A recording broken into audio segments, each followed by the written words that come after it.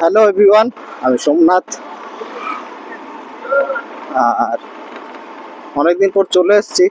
এতদিন আসতে পারিনি কারণ এক জায়গায় জব পেয়েছি। তা আমি বললাম কাজের সাথে সাথে কেন না ভিডিও করা যায়।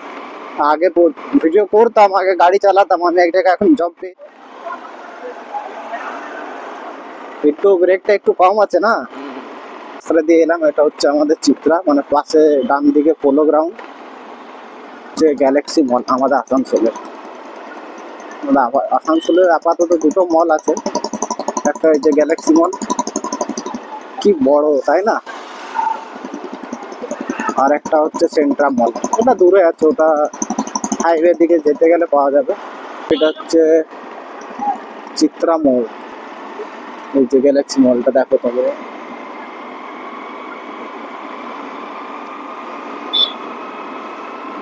রাস্তাটা কয়েকদিন আগে খুব বাজে ছিল, মানে খুঁড়ে রেখে দিয়েছিল রাস্তাটা তৈরি করার জন্য। কারণ রাস্তাটা ভালো বানিয়ে দিয়েছে। আমরা যাওয়ার পথে এক জায়গায় দাঁড়াবো, একটু ভাই বলেছে দাদা চা খাবো, তাহলে অবশ্যই। তো চা নেওয়ার মতো জিনিসপত্র এনেছে, দামোদরে গিয়ে ওখানে চা খাবো আমরা। আর এই ডান দিকে দেখছো, এটা হচ্ছে সব গেট স্টিল প্ল্যান্ট। এই জায়গাটা রাস্তাটা একটু খারাপ হয়ে রয়েছে।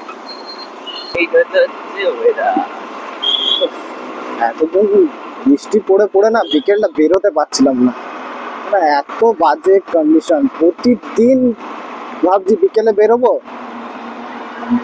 ঠিক বৃষ্টি পড়ে যাচ্ছে, মানে বাড়ি থেকে বেরোনো যাচ্ছিল না। বিকেল হলেই বৃষ্টি, যাবোটা কোথায়?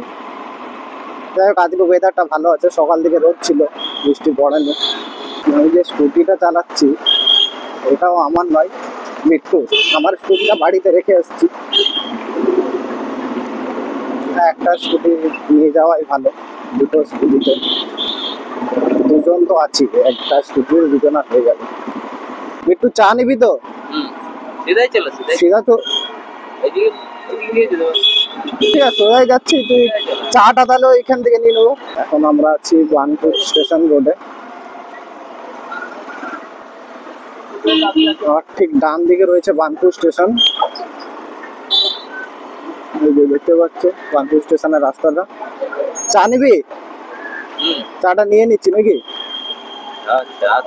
আমরা এই সাইডে যাচ্ছি, আমরা সোজা যাবো, আর এই সাইডে আছি চা নেবো, কারণ বিট্টু ভাই বলেছে চা খাবে। চাটা নেবো কোথা থেকে বল? ওই আগের দোকান আছে একটা, নিয়ে নেবো।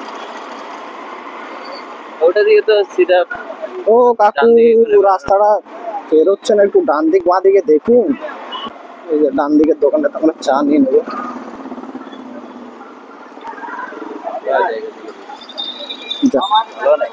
হ্যাঁ, আরে টাকা নিবে। কোথায় আছে এটা? এই যে দোকানটা দেখছো, মানে চা নিয়ে নেবো। এই হচ্ছে বিট্টু ভাই। হ্যাঁ না, টাকাটা নিয়ে যা, নে নে নে। হ্যাঁ, 100 টাকা ঢুকবে। ঠিক আছে, যতটা হচ্ছে নিয়ে নে না। কাপ নিয়ে নিবি? এই যে চা দোকান, এটা হচ্ছে বার্নপুর স্টেশন রোড। রাস্তাটা সোজা চলে গেলে আমরা বাড়ি ময়দান পৌঁছে যাবো। কি হলো, কত? ও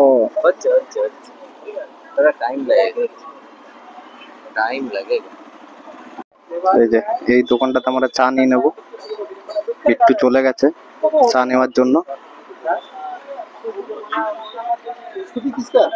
नहीं पता भैया, काहे क्या हो गया? একটু সব নিয়ে এসছে, বলেছে দাদা ওখানে গিয়েই চা খাবো। চা নিয়ে আমরা বেরিয়ে পড়লাম, সাবধানে চালাতে হবে, চাপ নেই। ওই যে সোজা বার্নপুর স্টেশন, আমি একটু আগে বললাম যে আমরা সোজা যাবো, এখান থেকে আমরা বাদিক নিয়ে নিচ্ছি। এটা হচ্ছে বার্নপুর বয়েজ স্কুল।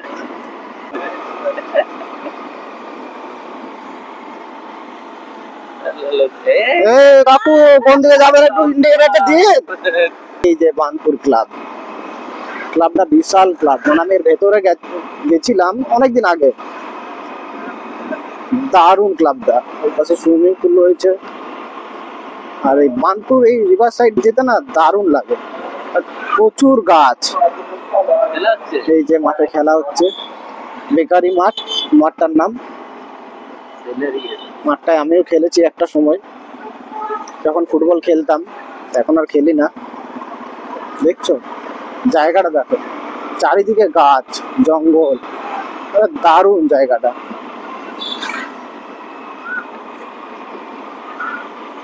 কি সুন্দর না বলো? কমেন্টে জানাবে বানপুর থেকে কে কে এই ভিডিওটা দেখছো। একটু আগে একটা স্কোর গেট দেখালাম, এটা হচ্ছে আর একটা গেট, স্কোর স্টিল প্ল্যান্ট বানপুর। রাস্তাগুলো ম্যাক্সিমাম টাইম ফাঁকাই থাকে, খুব একটা ভিড় থাকে না, কিছু কিছু জায়গায় ভিড় থাকে। হাতেই খোলা দিয়েছে ওরা। এই এই জায়গাটার নাম তো হীরাপুর নাকি? হ্যাঁ, হ্যাঁ এই হীরাপুর। মাঠটাতে খেলা হয়। এই মাঠটাতেই খেলা হবে, কিছুদিন আগে খেলা শেষ হলো। ওই জায়গা এই রাস্তাটা সোজা চলে যাচ্ছে তোমার কালাঝুরিয়া। কালাঝুরিয়া পর্যন্ত যাব না, তার আগেই পড়বে আমাদের ডেস্টিনেশন। এখানে খুব একটা বাস চলে না, আছে বাট কম আছে। এখন তো টোটো অটো প্রচুর, এই সাইডে যাওয়া আসার অসুবিধা হবে না। কত বাড়ি ঘর হয়ে গেছে বল বিট্টু এই সাইডে। বাপরে, ওদের সাইড অব্দি মানে দেখ, ফ্ল্যাট তৈরি করে ফেলছে। একটা সময় এই সাইডে কিচ্ছু ছিল না। আসলে ওই সাইডের লোকগুলো না সব উঠে উঠে এদিকে আসছে, আচ্ছা, ওই জন্য এইদিকে রেটটাও বেড়েছে। হ্যাঁ। আর ভালো জমি রেট। জায়গার এপাশে প্রচুর দাম, এখন প্রচুর রেট। প্রচুর রেট বেড়ে গেছে। খুব সুন্দর সুন্দর বাড়ি। হ্যাঁ, প্রতিটা বাড়ি দারুণ কিন্তু। দারুণ দারুণ এখানে পেট্রোল পাম্প, বাহ খুলেছে তো। ভাই এতদিন আসেনি বলে দেখ সত্যি পেট্রোল পাম্প তৈরি করেছে, বাহ দারুণ, দেখে ভালো লাগলো। ওই যে দূরে তোমরা দেখতে পাচ্ছ বিহারীনাথ পাহাড়, অলমোস্ট পৌঁছে গেছি, আর খুব একটা দূর নয়, হয়তো 1 থেকে 1.5 কিলোমিটারের মধ্যে আমরা পৌঁছে যাবো। এদেরকে না রাস্তার মধ্যে ছেড়ে দেয় মোষগুলোকে, হর্ন বাজালেও শোনে না। কিছু কিছু জায়গায় মানে গাড়ির সামনে চলে আসে। আমি যখন 4 হুইলার নিয়ে বেরোই মানে পরেশান হয়ে যায় এদেরকে নিয়ে, হর্ন বাজালেও সরে না, এদের মালিককেও দেখতে পাই না যে কিছু বলবো। যাই হোক, সেসব কথা বাদ দিলাম। দেখো কি সুন্দর চারিদিকে গাছ। তাও এই সাইডে খুব একটা বাড়িঘর হয়নি। বাপরে, তুমি দেখবে চলো না। তাই হ্যাঁ, এই যে সোজা যে পার্কটা দেখতে পাচ্ছ, ওটা হচ্ছে নেহেরু পার্ক। আর নেহেরু পার্ক থেকে আমরা ডান দিক নিয়ে নিলাম, সোজা গিয়ে বাঁ দিক গেলে আমরা পেতাম হচ্ছে কালাঝুরিয়া রোড।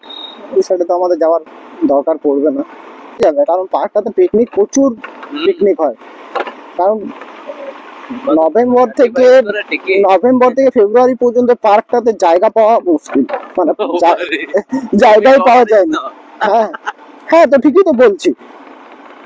আমি একবারও আসিনি, আমি কোনোদিন আসিনি, তাইলে আমি কোনোদিন পার্কটাতে আসিনি। ऐसा कैसे हो सकता है। রাস্তাটা, দেখবে এখানে রাস্তার মাঝে মাঝে নদী আছে। হ্যাঁ, দূরে আছে। রাস্তাটা এখনো ঠিক করেনি, মাঝখানে ঠিক করেছিল। আর অল্প, তারপরেই আমরা চলে আসবো আমাদের আজকের ডেস্টিনেশন দামোদর নদ।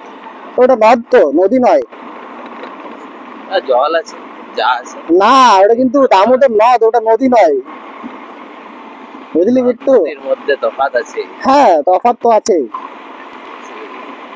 মেল আর ফিমেল, তাই না?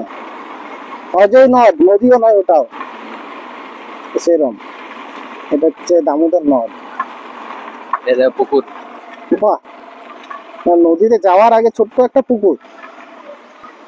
তাও এখন বর্ষার জন্য রাস্তাটা ভালো আছে, মানে শুকনো আছে, মানে প্রচন্ড ধুলো উড়ে এই রাস্তায়। ফাইনালি আমরা পৌঁছে গেলাম আমাদের আজকের ডেস্টিনেশন দামোদর নদী।